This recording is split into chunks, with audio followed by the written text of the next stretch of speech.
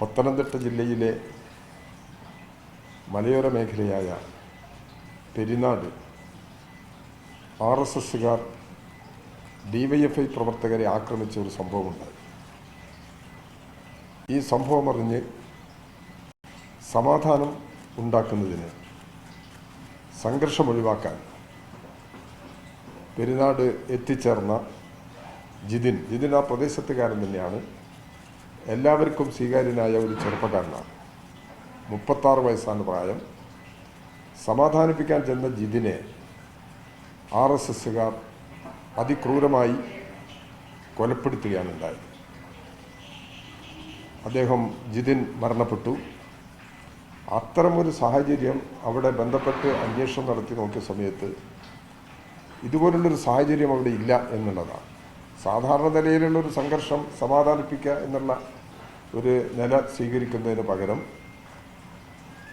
അവിടെ CITU പ്രവർത്തകനായ ഇയാൾ ഹെറ്റ്ലോഡിൻ്റെ പ്രവർത്തകനാണ്, ഹെറ്റ്ലോഡ് യൂണിയൻ്റെ പ്രവർത്തകനാണ് ജിതിൻ.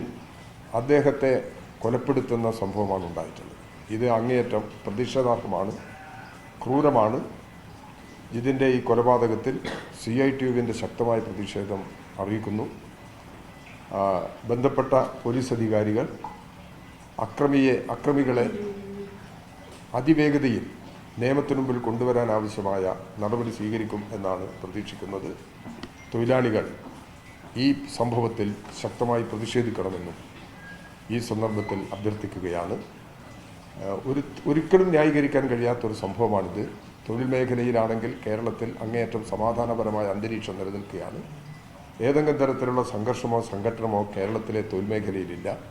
അതിന് കളങ്കമുണ്ടാക്കുന്ന നിലയിലാണ് RSSകാരുടെ ഈ ഭീകരമായ ആക്രമണവും കൊലപ്പെടുത്തലും. ഈ സംഭവം അങ്ങേയറ്റം പ്രതിഷേധമാണ്. CITUവിൻ്റെ പ്രതിഷേധം ഈ സന്ദർഭത്തിൽ അറിയിക്കാം. ഈ ജിതിന്റെ അച്ഛൻ പറഞ്ഞിരിക്കുന്ന രാഷ്ട്രീയത്തിന്റെ ഇത് കാണുന്നില്ല എന്നുള്ളതാണ്. സുഹൃത്തുക്കൾക്കൊപ്പം പോയി പിന്നീട് മരിച്ചു എന്നുള്ള അച്ഛൻ്റെ അല്ല, അവിടെ ഈ സ്ഥലത്ത് DYFI പ്രവർത്തകരെ ആക്രമിച്ച സംഭവം ഉണ്ടായിട്ടുണ്ട്. അത് സമാധാനിപ്പിക്കാൻ ചെന്നതാണ് ഇദ്ദേഹം. അല്ലാതെ ഇദ്ദേഹം വേറെ രീതിയിലൊരു അങ്ങനെ ഒരു അക്രമകാരിയോ അതുപോലുള്ള പ്രശ്നങ്ങളോ ഒന്നുമുള്ള ആളല്ല. അങ്ങനെ അത് എല്ലാവർക്കും സ്വീകാര്യനായ, എല്ലാ പാർട്ടിക്കാർക്കും സ്വീകാര്യനായ ഒരു ചെറുപ്പക്കാരനാണ്. അയാളെയാണ് ഈ RSSകാർ ഈ സമാധാനിപ്പിക്കാൻ ചെന്നു എന്നുള്ളതാണ് കൊലപാതകത്തിന് കാരണമായിട്ടുള്ളത്. ഇതാണ് സംഭവം.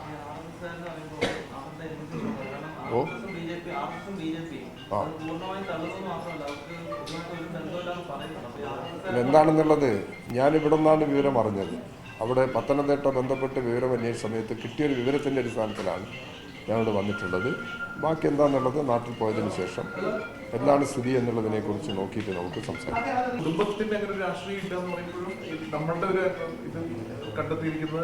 RSS ആണ്, RSSകാരനാണ് ഈ കൊലപാതകം ചെയ്തിരിക്കുന്നത്.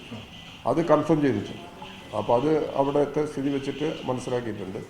അങ്ങനെ ഒരു കൊലപാതകം നടത്തേണ്ട ഒരു സാഹചര്യം ആ പ്രദേശത്തില്ല.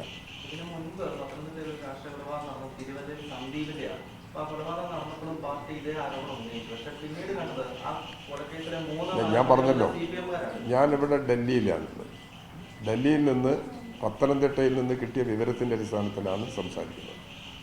അപ്പോൾ മറ്റെന്തെങ്കിലും വിഷയമുണ്ടോ എന്നുള്ളത് കേരളത്തിൽ ചെന്നതിന് ശേഷം അന്വേഷിച്ച് ആവശ്യമായ നിലപാട് ഇക്കാര്യത്തിൽ സ്വീകരിക്കും.